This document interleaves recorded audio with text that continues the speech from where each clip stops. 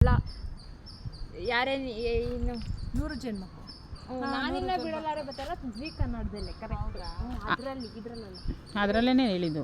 ಇವರು ಕಲರ್ಸ್ ಕನ್ನಡ ಹೋಗಿ ಬಾಮ ಬನ್ನಿ ದೇವಸ್ಥಾನ ಬಾಗ್ಲಾಕೈತೆ ಅಲ್ಲಿ ನಮಸ್ಕಾರ ಮಾಡ್ಕೊಂಡು ಬರೋಣ. ಅದು ಕಾಣಿಸೋದಿಲ್ಲ ನೀನು ಸುಮ್ಮನೆ ಹೊಸ್ಲತ್ರ ನಮಸ್ಕಾರ ಮಾಡ್ಕೊಂಡು ಬರೋಣ.